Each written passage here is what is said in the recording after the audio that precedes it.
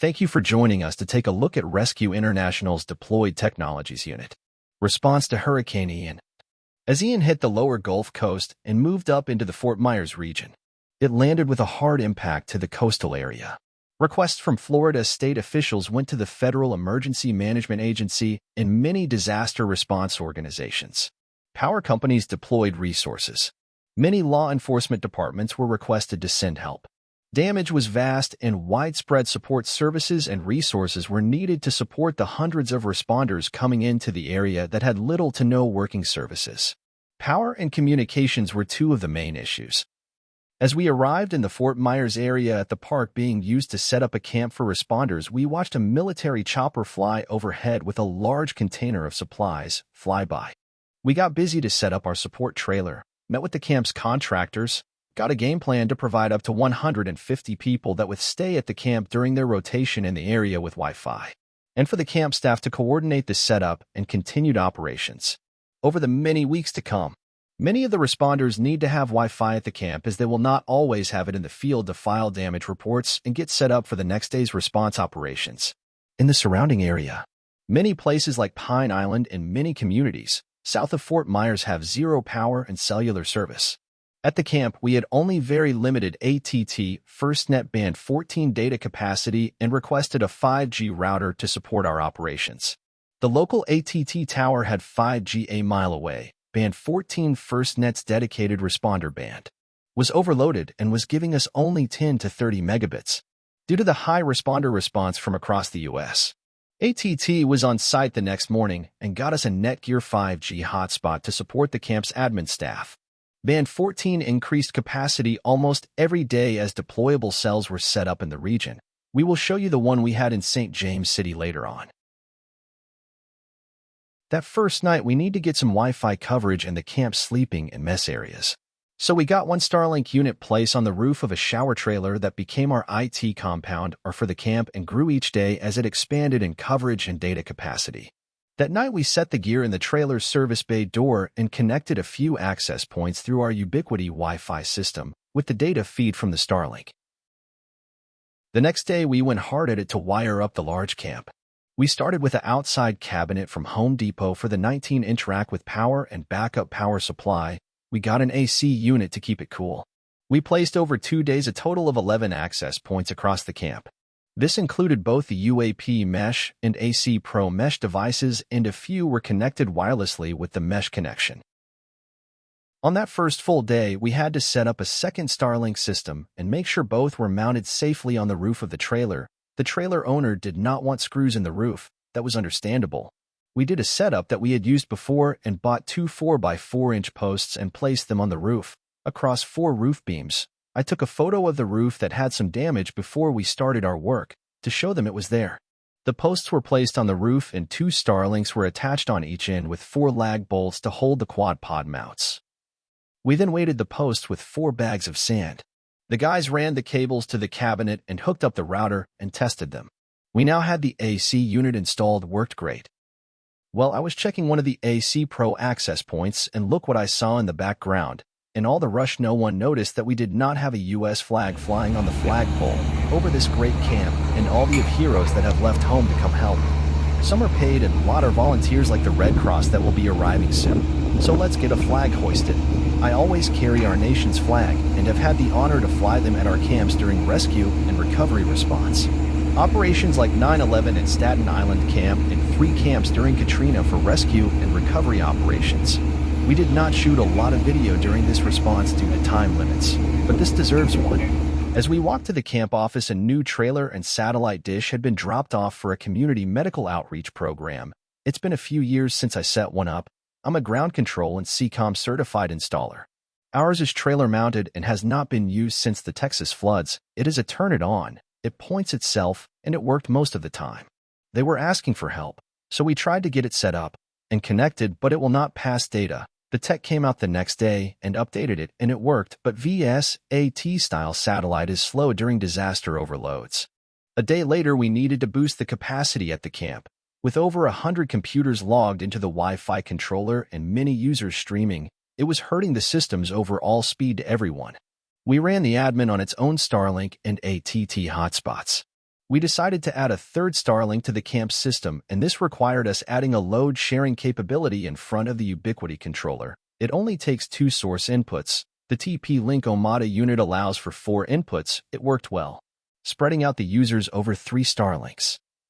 We did have to warn people not to do a lot of streaming, but they always do. We kicked a few off.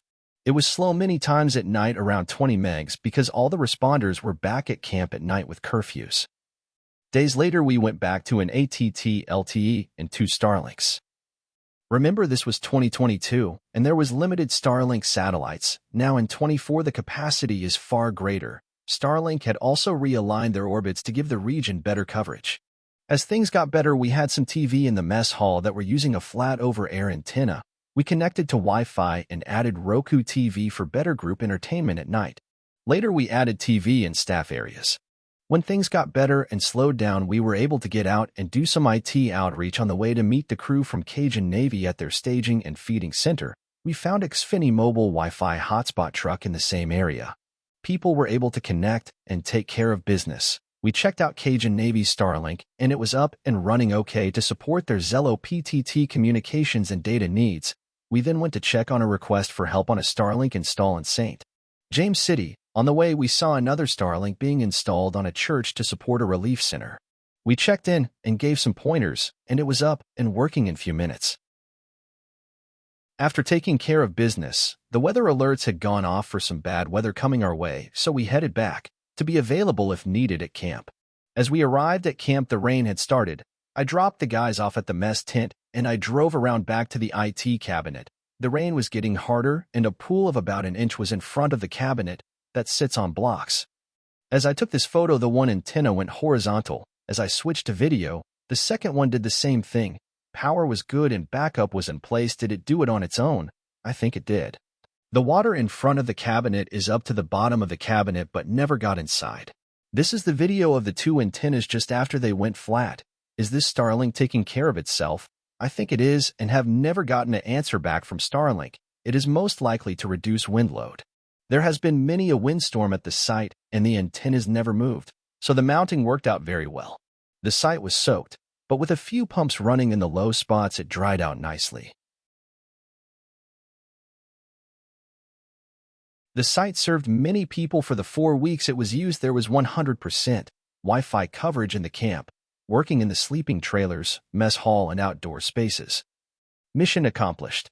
So we were able to be available to support the camp for 4 more days, as well as provide IT service to some nonprofits and churches. Next stop, St. James City VFW and Pine Island area.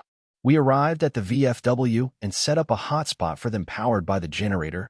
We then moved on to the relief center at the church closer to town. We had scoped this location out the day before.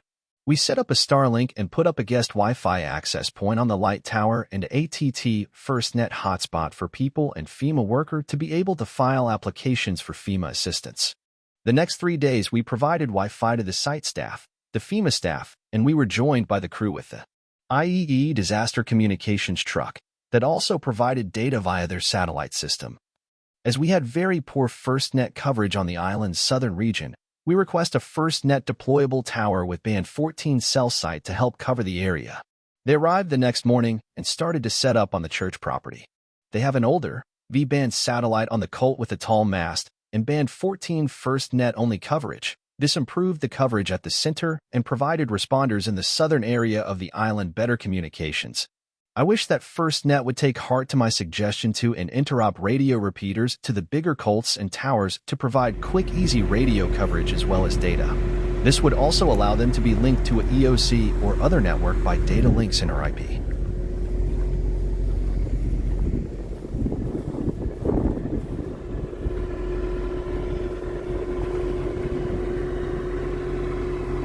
Here you can see the traditional satellite system that can provide 30 to 50 megabits of speed to the cell site. Many units now have Starlink on them for faster speeds. The satellite is self-aiming and will find the fixed satellite's location and lock on it. The crew will connect guy cables to support it in the wind.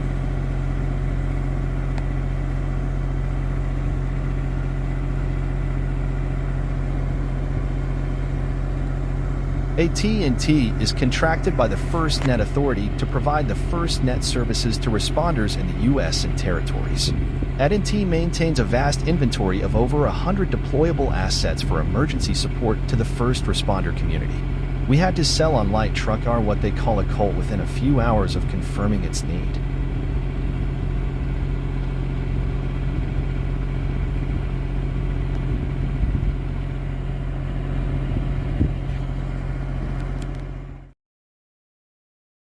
The mast is raised by air. The top holds the three 120-degree sector antennas providing up to 2 to 3 miles coverage. The camp signal is now at full bars and coverage made it into most of the town and a lot of the waterways around us.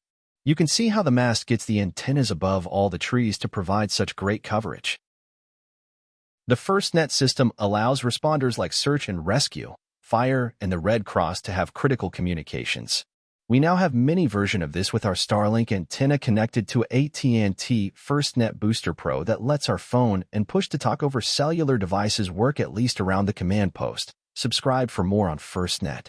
Here we are providing Wi-Fi to the residents of the area to charge their phones and make Wi-Fi calling connection or do banking. As word the spread, the community came for needed help and supplies being handed out by the church.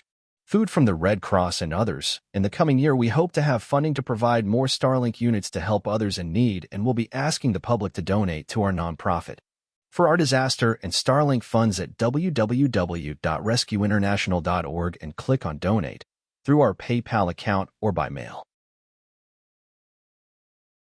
Our time is up and we have to head home. On the way out, we spotted a 100-foot portable tower with cellular and radio antennas. By the bridge leaving the island, we passed a Florida Department of Transportation mobile tower with comm shelter.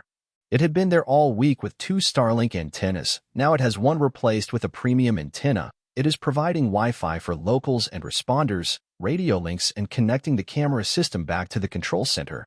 I expect these are some of the 120 Starlinks that Elon gave to the state to help. I know the Red Cross got a bunch. Thanks for the support in their time of need. Maybe send us a few for the next big one, so we can help more people and agencies in need. Thank you all, and please like, if you can, and subscribe to our channel.